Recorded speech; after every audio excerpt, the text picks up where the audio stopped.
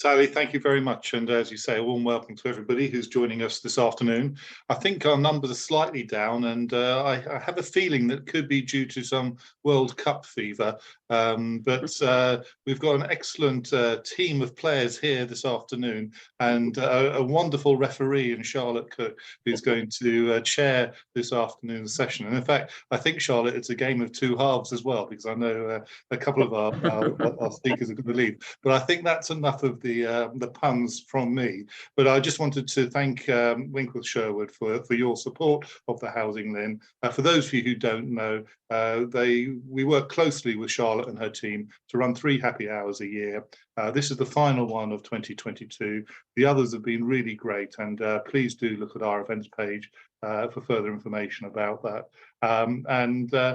I think also it's quite timely because if people haven't sort of heard, the government is talking about holding a Housing for Older People task force. And we do need to make sure that we reflect diversity in its fullest sense within that. So again, Charlotte, I think you're going to kick off the chairing and introduce everybody. And thank you very much for your support, as I say. Over to you. Thank you very much indeed, Jeremy. Thank you, Sally, as well. Welcome everybody to this happy hour. As Jeremy said, my name's Charlotte Cook and I'm a partner at Winckworth Sherwood Solicitors. We've worked with the HousingLIN for many years. It's always great fun and a good organisation to be part of and involved in.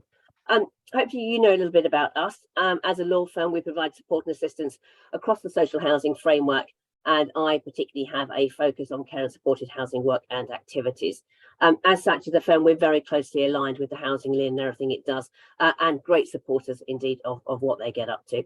So, of course, one aspect of that is the involvement in the happy hour presentations, and I'm very pleased to be chairing today's, taking pride in later life housing, and hopefully you'll see what we've done there with that strapline. A number of illustrious speakers joining me today, so I'll introduce you to those in a moment. Sally and Jeremy, of course, carried out their housekeeping there. Just down to for me to ask you to note, as Jeremy alluded to, a slight change in the normal proceedings. We're splitting this up into 2 sessions. The first half will be presentations from Jane and Susan from Pride of Place Leeds, then joined by Anna Keir, the CEO at Tonic Housing. Jane and Susan, as well as Anna, will be talking about their experience of looking to promote later life housing with a particularly LGBTQ plus focus, and they'll draw on their experience of what works, and in some cases what didn't work. Just a little bit of information there. So Pride of Place Leeds, their aim was to develop Leeds' first LGBTQ plus centre and housing project. It's currently in its preliminary and planning phase of development, and hopefully there'll be details about the groundbreaking report which was produced looking at design priorities of those that Pride of Place Leeds look to house. Tonic Housing, Anna and I worked together, well, on opposite sides actually, of the bank house scheme when I worked for One Housing Group. Tonic doing This Is How We Live Our Lives Out shows what they do, a community-led not-for-profit organisation focusing on creating vibrant, inclusive schemes. Unfortunately, Jane and Susan have to leave early, hence why we have split this into 2 halves, but we'll have a short Q&A before they go. Then moving on to the second part of our proceedings, one of my colleagues, Shelley Gormley, will be speaking about what we as a firm have been getting up to make sure that we're more inclusive, and Guy Burrows Francis Burrows, of Orbit Group will be looking at their processes there. Orbit, I'm sure many of you know, spread across the Midlands, the Southeast and the Southeast, providing thriving communities with good quality homes. Winckworth Sherwood, we've been around for 200 years, if not more, and we like to think that we're a firm with a social purpose. We've acted for housing associations since their inception, as well as the church and various other charitable bodies. We know that what we need to do is work on and to work in an inclusive way of our clients and our colleagues, and to celebrate and build on those strengths. So hopefully a fabulously exciting session, one that we as a law firm are particularly keen to support. As a sector, we're often accused of being pale, male and stale. So hopefully this is our opportunity to show that we can change and progress, and to work with you in serving better those we work with, and who you in your turn support. So without further ado, may I open the floor to the first of our speakers, Jane and Susan from Pride of Place Leeds. Thank you. Thank you very much, Charlotte.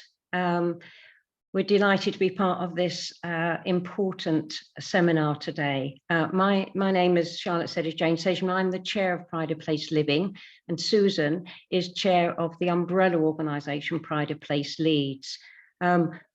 Leeds is a LGBTQ+ friendly city, and we hope it will be the site of an innovative housing scheme, certainly in the coming years.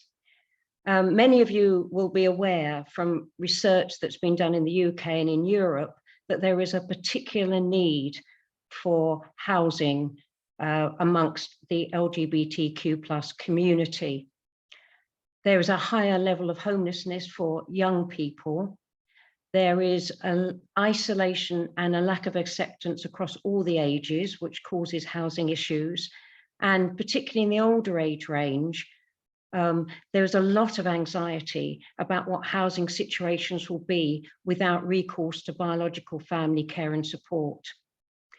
And on this next slide, as you will see, these are some of the quotes that came from a survey that we did in 2021 that expressed some of those anxieties: the need to feel safe and accepted in a home environment, the worries about going into an old folks' home where people will be invisibilized in terms of their gender and sexuality.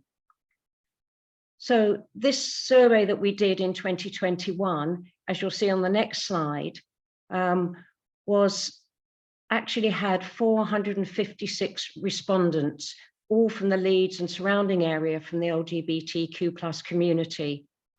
And we were amazed ourselves, actually, that 63%, 40 of whom were definite about wanting to move into an LGBTQ+ affirmative scheme, and another 23% who actually wanted more information and would consider it, showed the extent, I think, of perhaps the need for this form of housing. And in particular, there was the need expressed by those identifying as transgender, as non-binary, from the Black and Brown community, all of whom had less access to resources than perhaps others. So this really, passing over to Susan, was why we've begun to formulate our own scheme, as Susan will talk about. Okay, so early community consultations had identified the need for city centre multi-generational lifelong community living with a mix of tenures, and this was confirmed by respondents in our 2021 survey. Mix of tenures across the board, multi-generational in order to support older people, and the needs of LGBTQ+ affirmative, accessible and adaptable accommodation with communal facilities.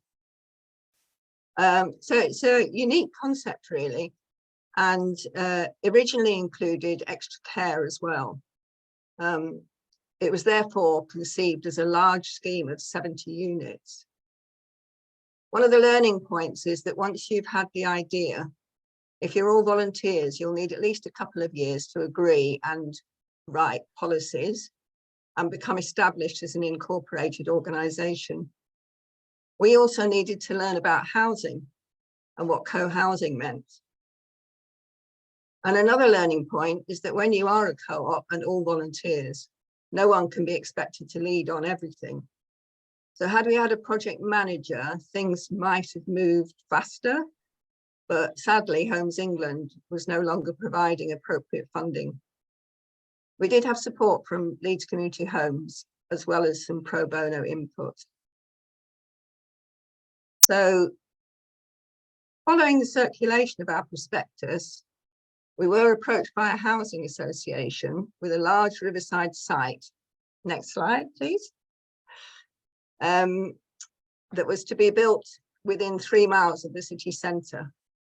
And in discussions with them over the past year, we've been exploring whether we could each match each other's requirements. This slide shows the site concept, and we were to be offered one of the high-rise blocks, which would actually accommodate about 100 flats. Unfortunately, recently it's been acknowledged that it's too large an undertaking for ourselves and too big a risk for the Housing Association. I think we were over-ambitious, another learning point, really. Over to Jane in the next slide. Yes. What we have been fortunate in doing is actually getting some funding to progress us on our journey. We did have an initial small startup grant from Homes England, and we've had a whole series of small grants from Leeds City councillors who clearly want to see something in the vicinity of Leeds. And we were delighted this year in March to receive the William Sutton Prize for Social Innovation. And all this funding has really enabled our learning as an organisation, but particularly to continue our community engagement work and develop our financial planning. And during this year, we've held a whole series of workshops online and a series of focus groups in person that actually engage with that community in Leeds who are interested in living in an affirmative LGBTQ+ community. And on the slide, you'll see the 3 themes that our workshops and focus groups focus on: accessibility and support, solidarity and safety, and the living environment, all themes that emerged from the original survey. And it's the findings of this report, of these workshops and focus groups, that we've now summarised into a report, which we're delighted will be available at the end of the week. And we believe was very much a groundbreaking report in terms of indicating design concerns and interests of the LGBTQ+ community. And on the next slide, we have a bit of an insight, a first insight, you're probably the first people to be seeing this, from the report about really these 7 principles, design principles, that we've been able to draw out of those community engagement. And as you can see, the first is choice. Particularly, this is what people's design ideas would be. They'd want to see choice of being able to be communal and autonomous in a housing scheme. They would want it to be adaptable to changing needs. They would want it to have a balance of both private, communal and public space. They understand there's a real range of needs, but there was a need to balance inclusivity and cost and financial viability. They wanted individually to express their own identity and personalize their areas. And obviously, things like noise and access to public transport became quite high in terms of priorities. So we have a really good foundation now in terms of design ideas, which have really emerged out of a community engagement that actually will go into our next iteration of a housing scheme. And based on our experience and our learning, we are now looking for a 35-unit housing cooperative for that scheme. Unfortunately, because of what we've learned about the extra care housing situation, that to be financially viable, you need to actually plan for a 50+ unit scheme, which is too big at this point in time for us. We're now moving to a multi-generational scheme of a 35-unit size. But we would hope we might be able to locate that on a site that might be close to some extra care accommodation, which would be the ideal. So plenty of learning. I think the other learning is that the LGBTQ+ community is a very diverse community, particularly as we're looking at all ages in terms of our scheme. And there is a need, obviously, throughout to think about how you can meet those needs and make it financially viable. And I think the key to this will be through ongoing community engagement. What we're doing, in a sense, is actually building our housing community as we're going through this journey and as we look for a new site. So it's really an ongoing process that we are engaged on. So in other words, you have to have a very long staying power if we are actually going to achieve, I think, this multi-generational, multi-tenure, lifelong vision and make it a reality. Thank you. Thank you very much, Jane and Susan. And are we handing over to you for your presentation?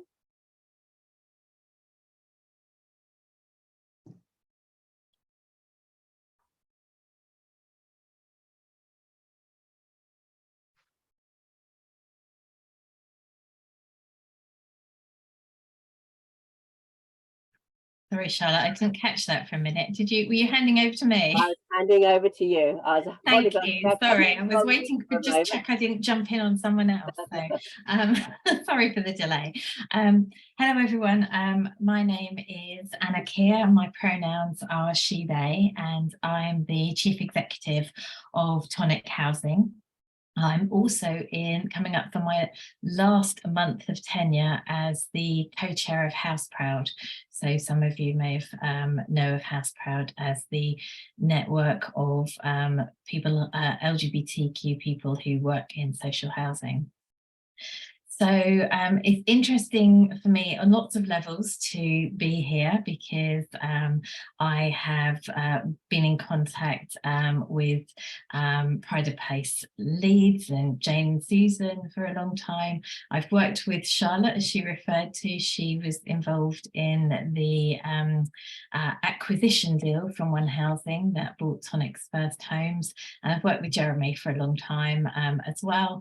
And very interestingly, I just looked up my previous notes that we did a happy hour back in June 2021, which was just before we actually acquired the homes in at Bank House. So it's quite interesting to reflect on what we were saying then and actually what we've learnt 18 months on. So that's what I'm hopefully going to take you through. So if I can have my first slide, please. I thought, for those of you who've not heard about it, I will give you a quick overview about what Tonic is. So Tonic is a community-led, not-for-profit housing association. We were actually set up in 2014 by our founder members. From their own lived experience that there was no provision to meet the needs of LGBTQ people growing older, and the issue that was previously referred to of people often not having any biological family support that's so often relied upon to advocate for people's needs in the system, and actually support coming from what we call our communities of choice, of much more of a support network within the community. And so our founder members really set about to say what were they going to do to change this, and how were they going to ensure that that support was available, and really importantly address the issues of loneliness and isolation, as well as actually health and care and support issues. And I was at a conference only last week on a general platform about retirement housing, and I was talking about what we were doing, and somebody from a retirement village operator actually cited the case of this year in 2022 of one of their residents saying that they used to be an out and proud gay man, but having moved into a retirement village was no longer able to be their true self, and had actually had to pretend who they were so that they fitted in, and people would talk to him and have something to talk about. And I just feel that is a real tragedy in this day and age, that's actually what's happening to people. So that's very much at the heart of what Tonic's about, and a bit like Pride of Place Leeds, we did our research. Our research is based on London, so this Building Safer Choices work that we did back in 2020 was actually a collaborative piece of work between Tonic, Stonewall Housing and Opening Doors London, as we recognise the three organisations working in this space were very important elements to the background, and not one of us was just going to deliver this on our own. But what the report, and there's a reference to it that you can go through the whole details of the report, but what we've put on there is some of those quotes and some of those voices, really, from what the real situation that people are saying they are in, and what they need us to kind of help with that change. And one of the stark statistics in that report is that when asked about retirement community options, or retirement living options, 56% of respondents said that they actually wanted LGBT specific provision. A further 23% said they would like LGBT accredited provision, so somewhere that's actually been through an accreditation process, staff training, etc., to understand what the needs of older LGBT people are. And really interestingly and sadly, only 1% of our respondents found that they had that they would consider going into a general scheme. And I think it is going back to that issue of what that process will feel like and how people will be accepted that is so scary. And our survey here, although we had to do some of it during lockdown, it was responded to by over 600 LGBT Londoners who were over 50. So it was a very good response rate.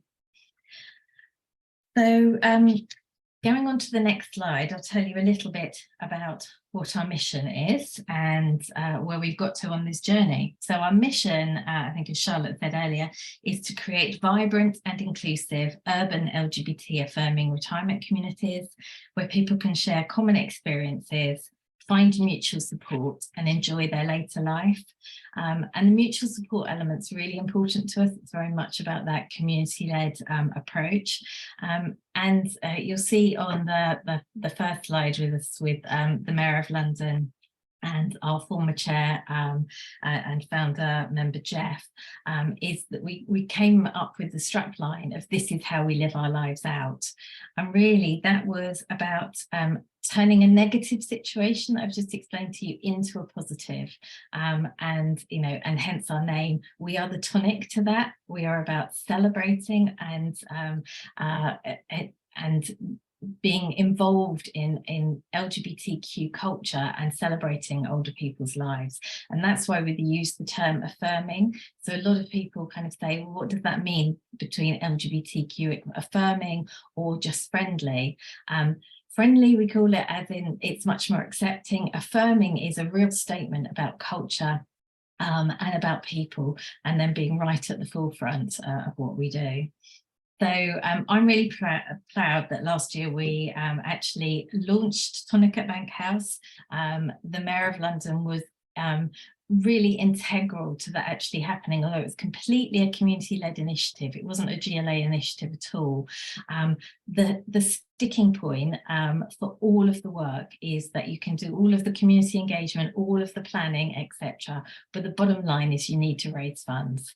And we were told we were ultra niche in the retirement community market. Nobody was going to invest in us. Nobody was going to actually put capital against our project because it was just seen as too risky in many ways.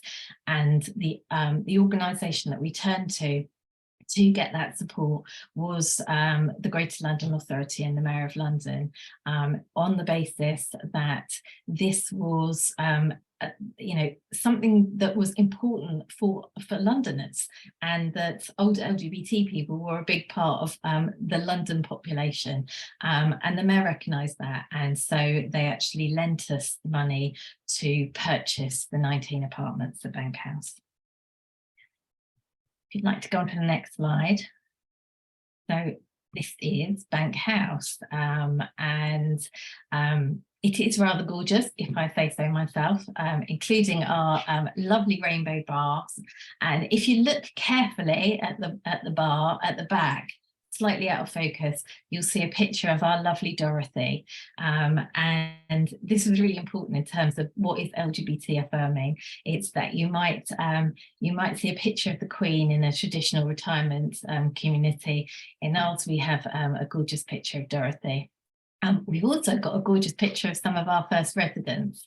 We're at a very early stage of people moving in with us. It takes a lot of time in terms of people have properties to sell. It's a big decision in terms of making them move. We had a whole chicken and egg scenario of, you know, the first people to move, because there wasn't really a community and they were going to be the first, and a lot of people holding back to say, I'll wait a bit until there's more people moved in. These are our sort of brave first pioneers, and they've actually really helped in terms of doing a lot of media coverage and telling people what Tonic is about. And you'll see there also our little library that we've set up, and we've done some collaborations with LGBT authors, for example, so they're coming in and hosting book clubs. I'll whiz you through the next slide. And these are the apartments. So we were really fortunate with the arrangement with One Housing. It's a beautiful building. So everybody had their own really lovely apartment, as well as the use of the shared ownership spaces. And this goes right back to when we had our community panel, when we were looking at the design elements that previous speakers have spoken about. We had our whole shopping list, but instead of actually then going in from the perspective that that was just going to be a new build proposal, we were fortunate enough to find that there already was a ready-built proposal there that very much fitted the specification, and we were able to kind of fast track what we were doing as a result of that. I do the next slide. So this is the start of some of the things that our residents have been up to. I think I call this not your average retirement community. I mentioned the book club. We've had movie clubs, so we have dressing up. We've had drag bingo, and very much that our residents are at the centre of this in terms of what they want to do. And they tell us, and really we're like facilitators in terms of making those things happen. It doesn't mean that they get us to do everything. They do other things. We've done tours of the Tate Modern. We've got arts workshop classes, and they've actually just written a short film that will be coming out soon, where they actually wrote the script and collaborated with another local LGBT organisation. That's very much, you know, that the building is just the place, but it's the coming together of people that makes it an exciting space. And people invite in their friends, prospective new residents as well, because our residents are really interested in actually building the community. Can't remember what the next slide is, so it's going to be a surprise to me. So here we go, and a bit more about what we do. So a few more of our events in the community, and also some of our residents going out to London Pride. And then this is me and a few of our team members when we actually did a stand at Black Pride. So being in the community is as important as actually what we do in Bank House too. And the next one. Yeah, and there's our strapline really. So it gives you a kind of flavour of where we're at. We're very much at a learning journey with our residents, still very much holding those community-led values as our ethos, but we don't assume we know it all, and actually our residents are teaching us what they need and how they want to take this forward. Lovely, thank you very much indeed, Anna. Really, really interesting, and to Jane and Susan as well. Our audience, please feel free to put queries into the Q&A box, and we'll happily field those across the speakers. But before we take any from there, really interesting to see sort of the two different approaches there, in that Anna, Tonic are very much looking to provide accommodation for older people, whereas Susan and Jane, your experience seems to be a bit more, you're going the more multi-generational route. Any lessons learned from that? Is that the better way to do that? Is it a question of focusing your needs. What do you think would drive you further onwards? Susan and Jane, first of all, if I could ask you. So it's the older people in Leeds, older LGBTQ plus community, who suggested that and wanted it initially, and then the subsequent survey showed that young people also appreciated that approach. There would still be an emphasis on older people, if you like, and we know that people who come in younger will get older. So if it's lifelong, you know, every flat or apartment could end up with an old person in it. But yeah, it's very much something that we wanted to do, but it is problematic in terms of funding, because there is specific funding towards retirement properties or extra care properties, and there aren't a whole load of partners around who work across the board in, I suppose you'd call it general needs, but even our general needs constructions and schemes tend to be a focus on family size houses, and older people are expected to live in retirement complexes. We don't want that. And Anna, do you see a next Tonic venture being into a more multi-generational form of living, or will you continue focusing on what you're doing very well at the moment? I think the important thing is that we needed to be really focused to actually make this happen. The challenges were vast. The idea of actually a new provider coming into the market in London, and as we mentioned, you know, one of our key requirements for Tonic was that there did have to be care and support on site. That was the bit that wasn't available before. So we had the issues of scale to address, and initially Tonic started out with the idea that it wanted to do a 80 apartment size development to be able to afford both the operational elements of care and support on site and extra care, plus all of the community facilities. They couldn't be paid for on when you reduce the unit number of units in a scheme. The overheads just don't add up. So that was our challenge, and in many ways that's how we came about to the partnership with One Housing, which is we are not going to be able to raise the capital to do a new extra care scheme of 80 plus units in central London. We were talking, you know, I used to roughly say roughly 50 million quid to do that. That's close to impossible. Don't like to say anything's impossible, but that's close to it.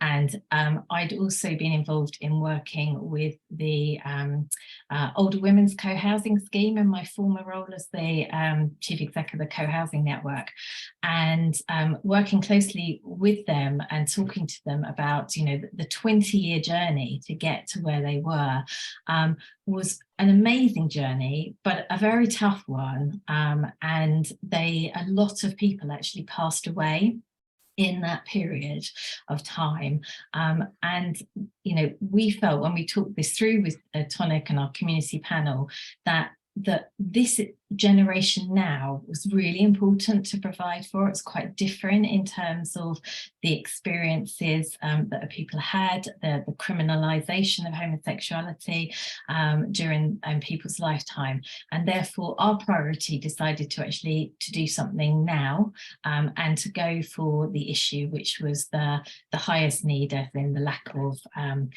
care and support on site, and also fully accessible. So the building is fully wheelchair accessible throughout. It's not just some apartments, it's the whole building, all the community spaces, all the open spaces, etc.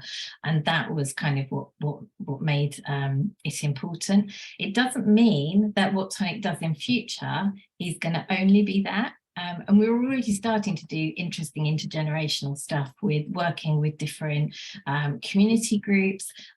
We've started our volunteering program, so we've actually got younger people coming in, running our bar, and actually all the conversations around that as well. So it's very much two-way process. It's not, you know, just young people coming and giving their time. They're learning so much from the older generation as well. So there's lots of different ways that we can kind of do this, and you know, what opportunities we might do in the future will arise out of what we've learned here, but also it might be different in different locations, and the need different in different locations. Absolutely. Absolutely. Yeah. Just to answer, Kerry had asked a question in the chat box, so the number of tenants in the scheme. So Anna, I think you've got 19 at Bank House. We bought 19 shared ownership apartments. Basically, they were apartments that had been built back in 2017 and had been empty for about 4 years since being built. So we saw that was quite a good environmental credentials as well, that we were taking over empty properties. We are not yet able to provide rented product because we're not a registered provider. People usually yawn when I explain this to them, that we had to actually have a scheme, we had to own property before then we could apply to be a registered provider to provide rented housing. So we had to start with shared ownership, and then our plans for the future are to move on to do rent. Can be a bit chicken and egg, that one. And Susan and Jane, so the number of just so we get a feel for the number of units that we're looking at here. So you were saying 50 units or so? Well, currently in the new iteration, we're looking for a 35 unit housing committee, which we've taken advice from the Leeds Community Homes, who've helped to establish a number of housing cooperatives in the city, and they found that to be a very good number in terms of actually creating a good community. So we're wanting to learn, obviously, from others in terms of what works best. Absolutely.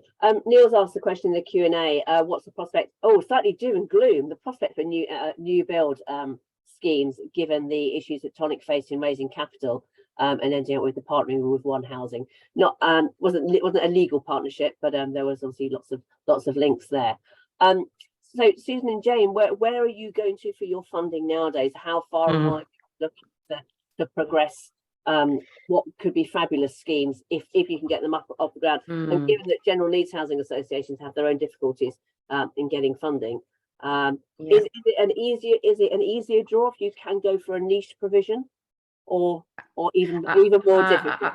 I think we're really at the stage of really beginning to explore that more fully. We're hoping with our funding at the moment to have a full business and financial plan that we can present to a range of stakeholders. So we will be approaching both financial institutions. We'll also be using it to approach both the council.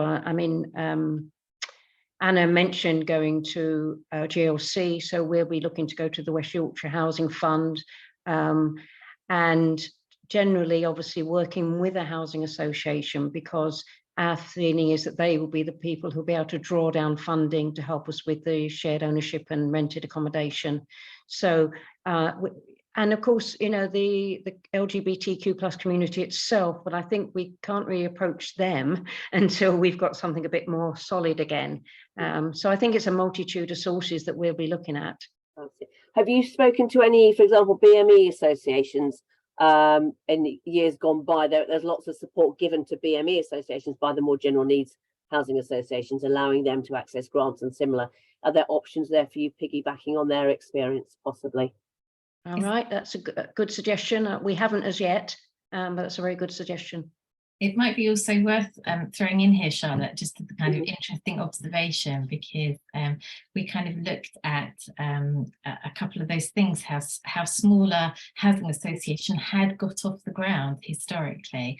And one of the really important things, and I think it is quite an injustice actually, is that at the time when lots of smaller housing associations like BME associations were supported, we were in Section 28 years, and it wasn't actually legal to fund LGBTQ housing. So that is why you've got the gap in the market now that you haven't got where other community provisions and other community-led housing came about.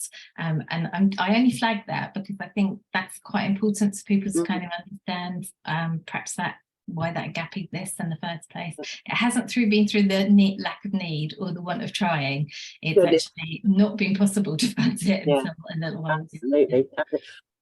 That's the end of our first half. I don't want anybody going off for oranges or whatever footballers take nowadays in their half-term breaks. Can I just thank Susan and Jane, who will be disappearing shortly, for their contribution. Really fabulous. Just brilliant to hear what's happening and that you are not downhearted, but you are continuing on with this, which is absolutely brilliant. And Anna's sterling examples there. So should we move on to part two? Thank you both. Shelley, would you like to kick off? Tell us what we've been up to. Thanks, Charlotte, and a really big thank you to Susan, Jane and Anna. That was really interesting. I found that, you know, it's just really interesting to see this niche in the market. And now, like you said, further to, you know, post Section 28, that there is that niche there now, and it's being filled, which is brilliant. So just firstly, thank you very much for having me and giving us the opportunity to let you know at Winckworth what we're doing and what improvements that we're making to try and make our firm more a more equal, diverse and inclusive firm for our colleagues. I've put up a slide which I'll keep up there, which I think is a good relatable way of understanding sort of the differences in the terminology that we used when we're talking about equality, diversity and inclusion and acceptance. And it just sort of sets out all those, the different meanings of those words. So I'll just keep that up there. So by way of an introduction, as Charlotte said, my name is Shelley Gormley and I'm a senior associate at Winckworth Sherwood, and I'm also a member of the Equality, Diversity and Inclusion Group. Also, I'm on the Wellbeing Network at our firm, and I sometimes find that there is a bit of an overlap between the two, so it's quite nice to be able to sit on both camps to help so we can sort of dovetail some of our efforts together. As a firm, we do consider ourselves to be diverse and inclusive, but we also recognise that we're right at the beginning of our journey of raising awareness of EDI issues, and there's lots more that we can do at the moment. But we want to make changes, and we're ready to make this journey. In terms of our EDI group at the firm, it organically came together with a group of individuals who were all representing something different. And what we're trying to do is work together to ensure that there's a culture and a community where everyone within the firm that we work with and the clients who work with us feel valued, included and heard.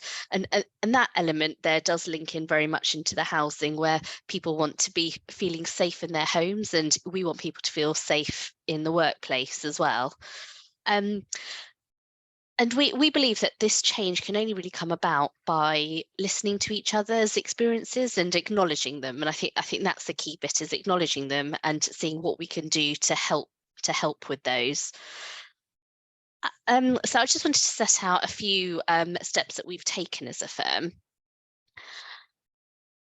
Firstly, we created an internal awareness calendar, and what this does is it details out various dates which are celebrated or acknowledged between different communities, religions and so on, so that we can, and then we would put like little snippets on our intranet to explain what some of these days are, and we rotate them yearly so that, you know, we're touching on a different one, so we can get a good idea about these different dates that perhaps we didn't know about before.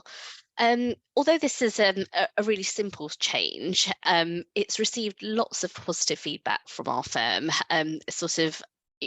We've had lots of really positive comments from our colleagues about this, and it can show that these simple steps can have quite a profound educational impact on our colleagues. So something they didn't know about before, that they become more aware about moving forward. Secondly, over the summer we hosted a series of EDI talks, and we had some really interesting and diverse speakers dealing with topics such as disability in the workplace, promoting Black-owned businesses, social mobility and its impact.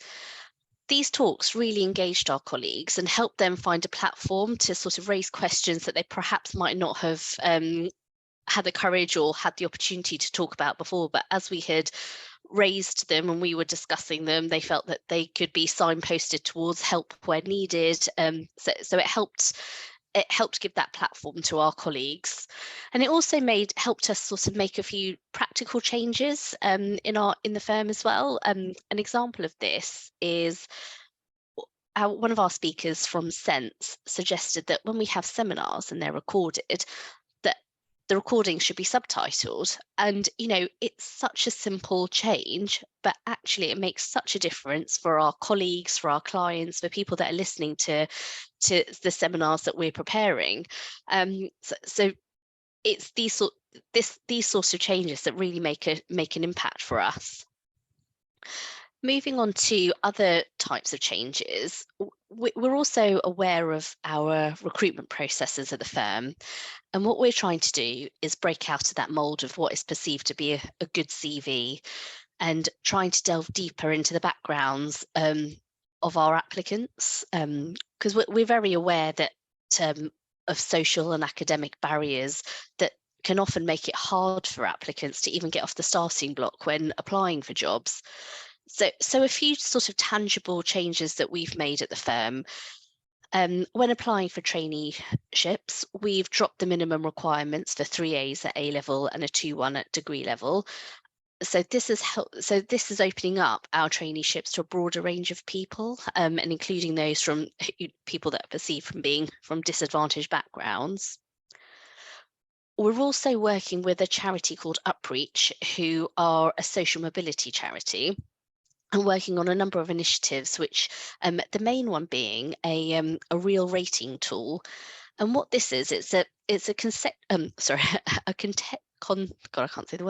contextual recruitment tool, which gives us a fairer measure of a student's academic achievements rather than just A levels alone.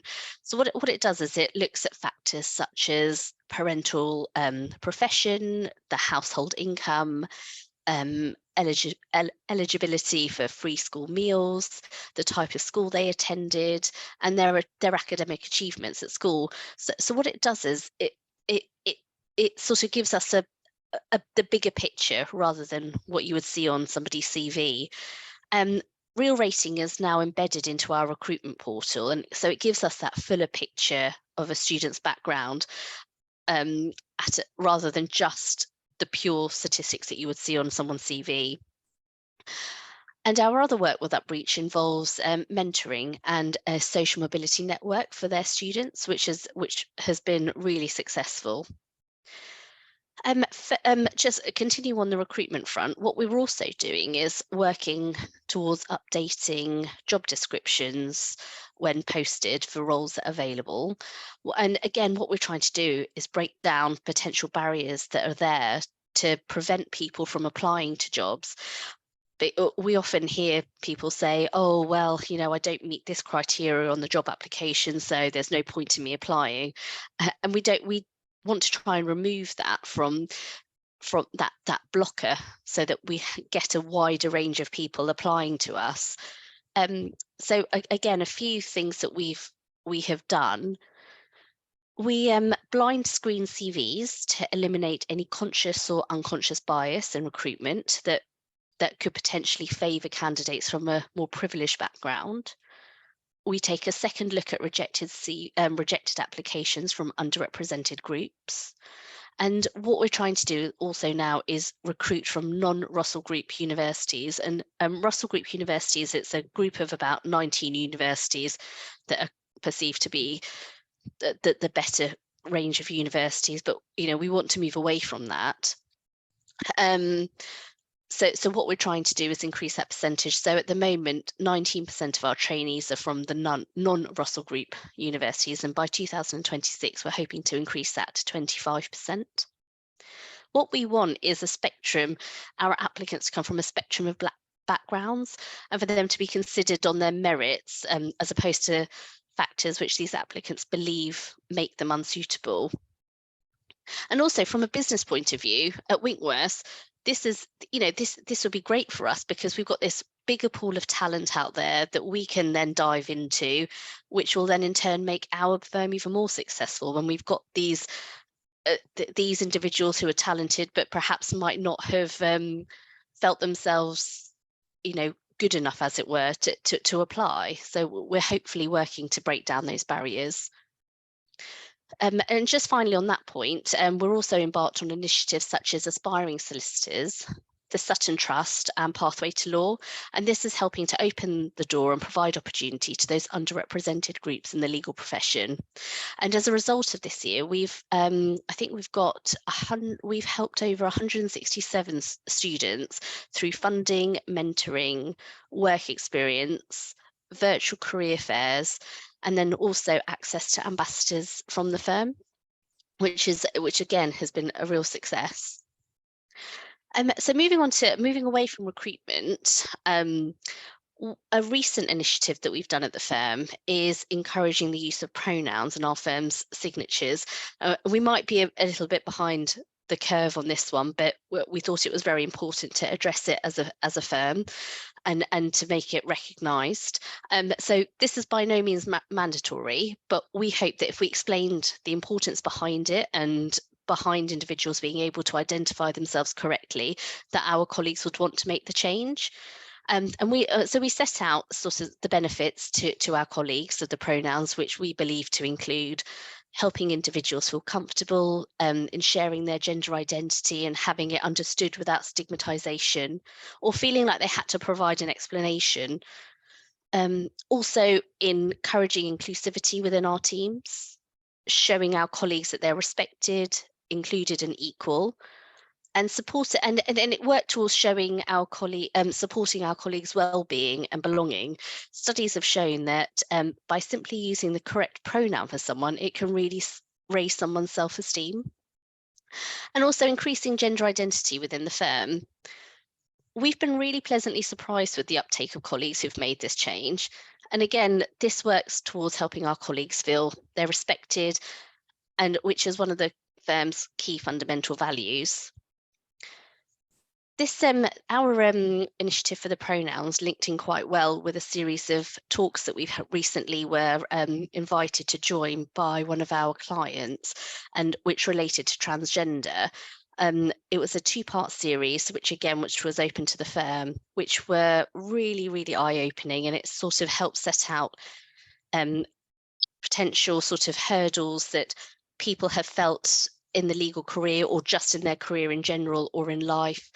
And it again opens that door again for that discussion for our colleagues to be able to raise that with their peers, with HR, with their bosses, and open up questions that perhaps they were afraid to ask before. So they were a really, really good set of talks that we had available to our colleagues.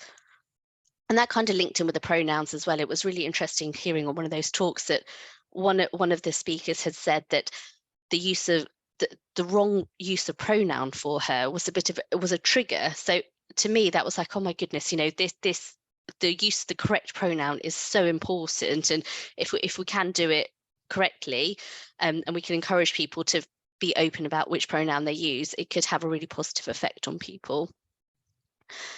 So as a firm, we don't want to be just doing things for the sake of it or because another firm is doing it.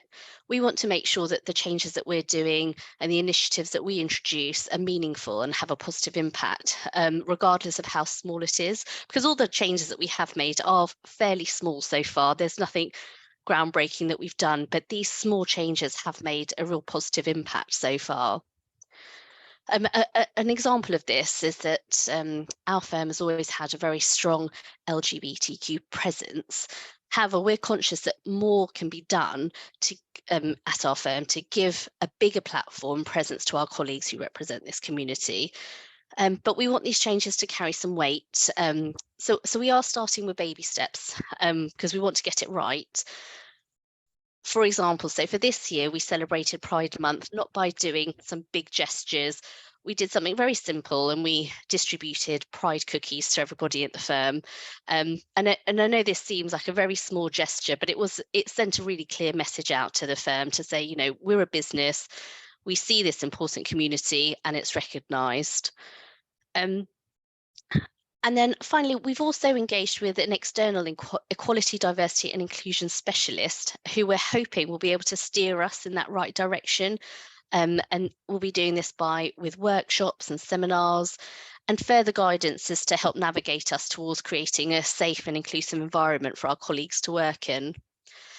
So just to round it off, we're continuing this journey with a real full commitment, and our managing partner is very supportive, as is our partnership. Everybody's fully on board, and so we're all quite excited to see what developments can be made, because we want to make sure that it's embedded within our culture that equality, diversity and inclusion is the norm and not the exception. And that's all for me, but thank you very much for your time. Thank you, Shelley. That was really interesting. And yeah, very much baby steps at the moment. But yeah, good to see that we are hopefully getting there.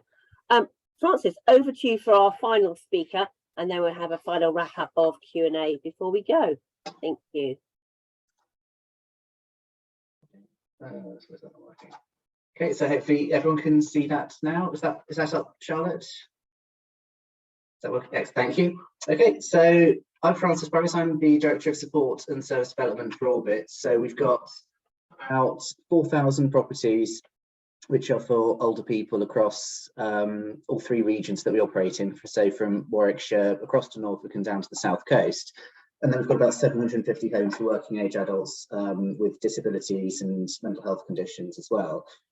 So what we're going to just go through very briefly is around how we set the strategy and make sure that we really involve people and understand what the needs of our customers actually is, and providing the right kinds of services in the right places as well. So we did a bit of a survey of people, and we spoke with about 1,200 people within our schemes to really understand what their needs were. And these are around needs around their care, around the support, but also about themselves, asking them more about their identity and how can we understand more about them and what they want and what they would expect to see within the services that they use. Because I think one of the issues that I always have is, firstly, would I want one of my parents to live within the scheme? Would they feel comfortable there? And then the second question I ask is actually, how would I be received? So if I was at the right age to move in and I moved in with my husband, would we be accepted? What would the experience be like living within this scheme? And it's sad to say that too often actually there's a lot of work to be done to make sure that there is that feeling of acceptance. But having really good conversations with our customers has helped us to understand that as well. Looking at the data that we hold around people, talking to the staff. We've got members of staff on every site. They know people really well. They know the stories of the customers, and helping to feed that through so that we can make the right decisions.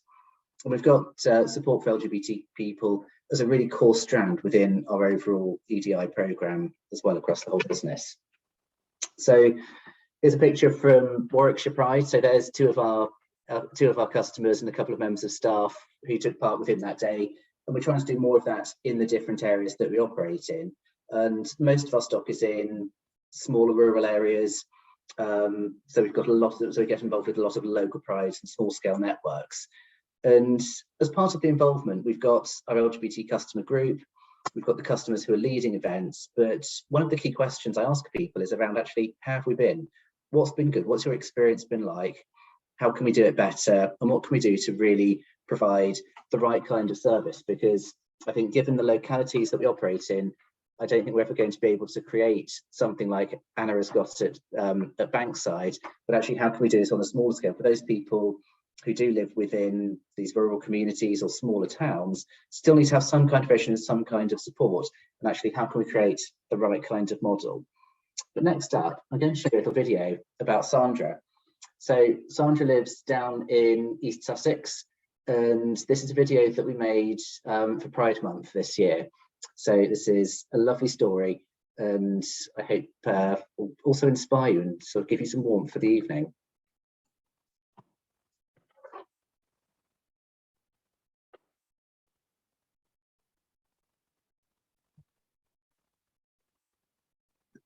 Sorry, Francis, I don't know if that's just me. I can't hear the video. Can anybody else? Oh, hang on. What do I need to do differently for this one? Hang on. I've got your slides here. Do you want me to give it a go? So I've just clicked on the thing that says share sound, so hopefully. Oh, great. Okay. Hello. Yeah, my name is Sandra. But once upon a time, I was known as Donald.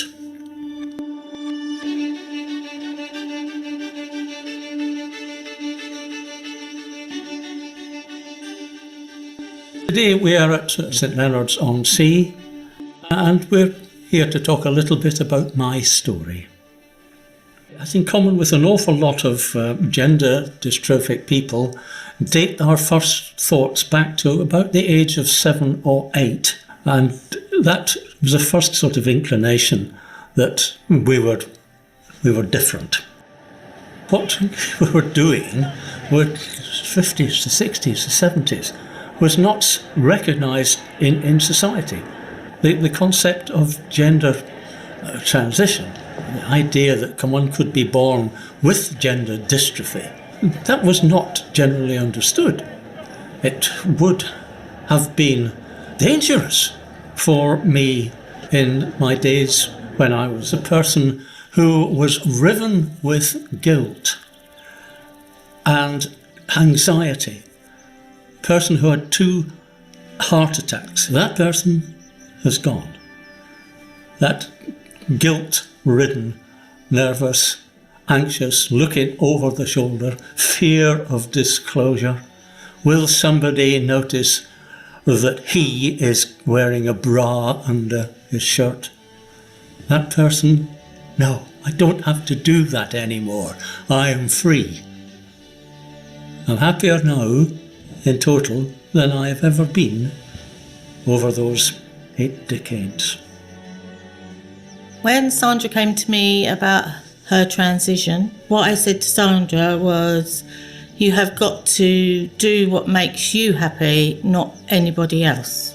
She's made herself happy, she's become who she wants to be, and that is why I'm so proud of her. From getting the call from Sandra to say that she wanted to be Sandra, I said that's great. Happy that she got the support from her carers who encouraged her to become her true self, and I started our name change procedure. I'm very proud of Sandra, and it also gives encouragement to anybody else that would be in the same situation. It was obvious that they were dealing with a person who's lost a great deal of self-confidence. At no point did I ever have anybody suggesting that this was as wrong as my upbringing had suggested. The carers were my absolute, they were a backbone. My experience is that Orbit and the carers will be there to help and support and will have the understanding.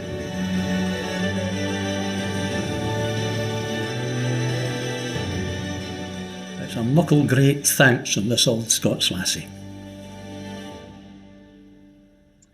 So that's a video that we made with Sandra's support, and she was really keen to tell her story to try and inspire other people and actually show that you can transition and live your life and be yourself at all kinds of different points. And I think it's interesting that Sandra lives in a large block. There's 90 flats in the block that she lives in. It's a standard sort of older person's block. It's general Leeds otherwise. And she had great support for people there, but they had lots of questions. So we've had a number of sessions where people have been able to sit down with her and actually ask her about her story and listen respectfully, but find out. And she said to people, it's okay to be able to ask what you want, and it doesn't matter if you don't necessarily phrase it in the right way, but she's helped them and taken them on that journey. So that point of acceptance. And it's also given us a lot of work that we can do to keep improving our processes and make sure that we're providing people with the right support. So we've looked at our transitioning policy and how that applies not just to customers, but also for staff as well, and how can we improve that whole piece and that experience for people who are transitioning. So there's a number of different elements that come out of this, and now we're trying to sort of do more activity around this as well. So how can we link in with more community groups? So we know that we can't do everything ourselves. We're not set up to be a specialist provider in that way, but actually there's lots of different local charities, local community groups in each area that we operate in, and how can we provide more support for them and create safe spaces for social groups and older LGBT people within the wider community. So where we've got lots of communal areas within our extra care and our sheltered schemes, having sort of different lunch clubs and different groups, and enabling people from the LGBT community more widely to come in and use those services as well. So we can have more of a range of targeted services to people. And then the next part's about how do we expand that out and reach it out across all schemes and all areas. So we've started small. We've started down in Sussex, where we've got a good concentration of properties. There's a larger LGBT community within Hastings and that area. And then we can expand it out and work out to the different parts of the country that we're operating in, and do more outreach to people within our general needs properties. Because I think looking at the research that we saw from the earlier presentations, there's a huge need out there in every area within the country, and how do we respond to that and provide more targeted services within that. So that's been a very quick canter through some of the work that we've been doing, and I hope that Sandra's stories give you a bit of inspiration and actually showcase the breadth of people who live within these communities. And I would be absolutely devastated if I heard what Anna had recalled earlier from someone from another provider, saying that someone had to go back in the closet within one of their schemes. And certainly that's the exact opposite of the ethos that we want to have within our properties as well. So I hope you found that useful. And if anyone wants to get in touch with me separately, again, please do come and ask any questions, but I'm also happy to share any of the material as well. Thank you very much. Thank you very much indeed, Frances, and amazing video. Absolutely, what a brave lady doing that. I think this leads on to some things that Shelley was talking about there, and sort of the question and answer sessions and things that we've supported at the firm. Anna, any top tips from the Tonic point of view as to how best to facilitate engagement between people and communities within the more general needs sphere, but also within particular groups? Yeah, that's a great question, and thank you, Frances, for sharing that. That was lovely. Part of Tonic's ambition when we set out was not just to do housing provision, but actually to advocate on the issues and to raise awareness so that more would be done across the mainstream. And the learning journey that we're on, we very much want to share with other providers as well to improve services across the board. And what we've actually done, as Charlotte will know, Bank House is a mixed community. So when I talked about the work we've done with One Housing, One Housing residents already in situ in the extra care scheme, and Tonic just has some of the apartments. So part of the challenge that we knew might be there was actually how you create an integrated community. How do you make that work? And the simple premise that we've used is we have been involving everyone in this. Everybody is welcome in what we do. So we don't take anything away from anyone, but we're actually adding more. And so people, are coming along to our movie clubs, and just through, that human contact and getting to know people and that neighbourliness, actually we're creating the affirming, safe community. We're just working on a piece of work with the community-led housing hub on what we're calling a community agreement. So it's actually coming from the residents in terms of what they want and how they consider that a respectful environment can work. So rather than us saying, this is an agreement, you've got to stick to it, come in the completely opposite way, they're creating it. So once we've actually concluded that piece of work, that is something that we would love to share with others. And actually, hopefully we can kind of develop that so it's got more wider application. And I think for me, the telling words there is when I was making my notes, when Shelley was speaking, simple steps, that not all this has to be very, very tricky to do. Some of it is it is easy things to do, baby steps and moving things on. Just got one last question if I can pick up. Frances, are you able to contextualise your approach within the wider housing association sector? Are you aware of any others similarly promoting LGBTQ plus needs and openly engaging in discussions with residents like Sandra, or is this actually quite rare? I think as a sector, it's something we're getting a lot better at doing. And I think there's a number of people across multiple providers, both large and small, who are really engaged and want to promote equality and inclusion, whether it's around LGBT people, it's around race, religion. So I think with organisations like House Proud, there's some really good engagement there. And we are starting to do that. I think there's a lot more that needs to be done in terms of sort of the customer engagement piece and actually how we really understand the lives, the experiences and the stories of our customers.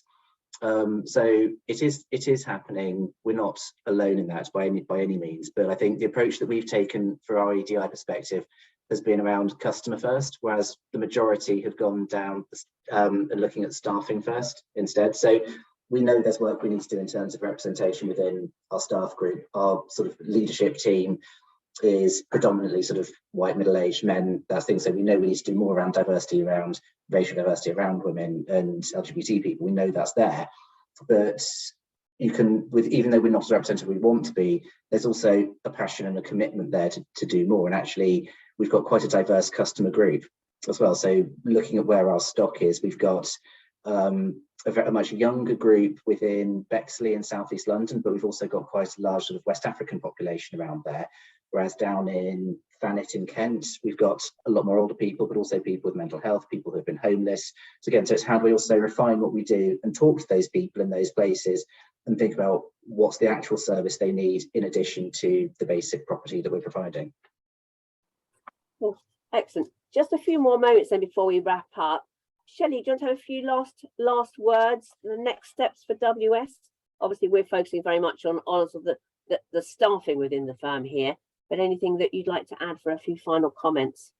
Yeah, just in terms of next steps for us, it's very much working on what other simple steps that we can take so that we can, sort of build these blocks up and get to the bigger changes, because it's not just important for our colleagues, but it's important for our clients as well to see that we're inclusive in everything that we're doing. But yeah, it's just baby steps at the moment, because we are very brand new at this, and we're trying to get steered in the right direction from the people that know, from the companies that we're trying to engage with, and we're trying really hard to listen to our colleagues as well. We want to hear what they want to say, so that can also help us steer in the right direction to make us a better, safer place for people to want to come to work. Not that we aren't already. Everybody loves coming to our office. Thank you for that. Anna, any last closing words before we hand back to Francis and to Jeremy?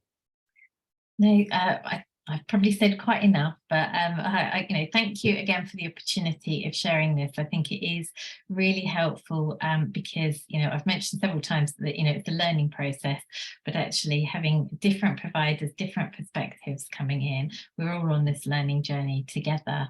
And yeah, let's keep checking in every so often, and having those platforms to share best practice is really good, because we can all learn from each other. Perfect. Francis, any last comments? Yeah, I think I'd echo that last point around, actually, let's get together again in sort of 12-18 months time and see just how much progress we've been able to make, and sharing that learning, and how can we do more to work together around that, because we don't have to compete within this arena as well, and actually we can do so much more together in delivering some really great services to people. Thank you. Wonderful session. Thank you. It is all baby steps, but we're all always learning, and hopefully we can continue to evolve together. Jeremy, shall I let you sign off? Yeah, thank you, Charlotte, also for chairing so beautifully this afternoon, and all our speakers. When we started thinking about this back in June of this year, it was part of Pride Month, and one of the things that Francis and I and others wanted to do was actually, this is not just about Pride Month, this is every day of the week, and so it's really important, I think, to take up on Francis' challenge to come back. Let's do that, and while we will continue putting the spotlight at important times like Pride Month, this is something which is around inclusivity every day of the week. And on that inclusivity, just to draw your attention that the University of Stirling, the work of Dr. Vicky McCall there, she's got a new research project looking at issues around stigma and ageing. And watching that video shows the stigma that a lot of people have had for decades, and trying to unlock that. And as part of the project, I think, Anna, you may be part of it too, if I remember rightly, is also to develop an inclusive living alliance. And I very much hope that the issues we've discussed today can be part of that right from the outset as well. So again, it's been really great to sort of share personal stories, but also to look at organisational opportunities here. And in terms of just sort of rounding off this session, thank everybody for joining us. It wouldn't have been made possible without the support of Winckworth Sherwood. So again, Charlotte and the team, thanks again for your continued support. And can I also give a plug to the UKRI, the United Kingdom Innovation Team, and the Healthy Aging Challenge for their generous support of the LIN's happy hours. And in fact, we have 2 more for the remainder of this calendar year. If you found this of interest, we have one specifically next week at the same time, looking at My Home Matters, issues facing people living with dementia, and drawing on a variety of speakers from Tide Carers, Alzheimer's Society, the University of Worcester, and the Longitudinal Prize on Dementia. So a wide-ranging conversation looking at specific issues on dementia.